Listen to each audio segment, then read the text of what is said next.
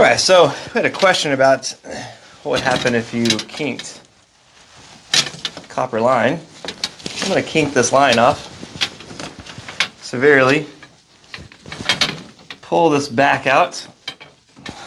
If you notice, I've taken care of a lot of this, but the issue, it's still very severely kinked, and you wouldn't want to leave that in the customer's unit.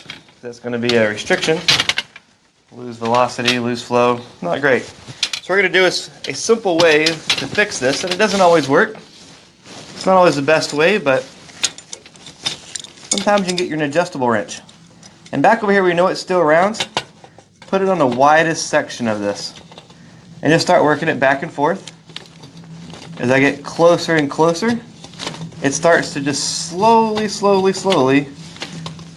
round out some of that copper. Alright, so I'm getting close to it. Now I'm going to start with this other side, away from it, and start working this side back in. Just a little at a time, rounding it out. I'm a pretty good ways from the kink. And it's scratching the copper up. But as I work my way closer and closer, I end up with that copper becoming less kinked, and less kinked. I'm going to go back to this side here, start from the very fattest section of that copper, start rounding it, so a little at a time, round it a little at a time, round it off a little at a time, a little bit more, just barely rounding it off. I don't want to get carried away, so a little bit of rounding. Round it up. Now I want to add just a little bit more tension to it.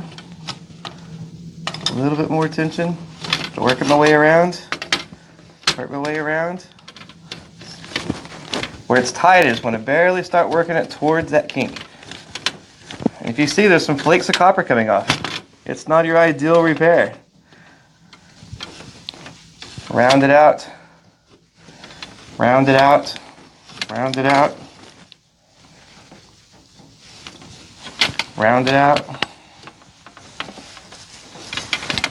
Round it out. And this is on a bend too. It's much better to try to straighten it out, but a lot of cases you're going to have a bend you're working with. You're not going to be able to straighten it out, so we're doing it in the worst case scenario. So now I'm right there on the kink, and I'm rounding that guy out just a little bit at a time, and a little bit more right here. A little bit more.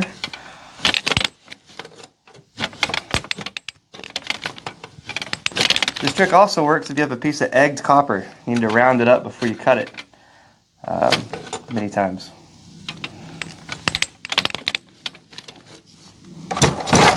Alright, now if we see it's nice and smooth, the back side's smooth, the sides are smooth, and we have a slight damage. Still going to be there in the center. There's going to be a little bit of a rough spot, but if you look overall, most of your flow's there.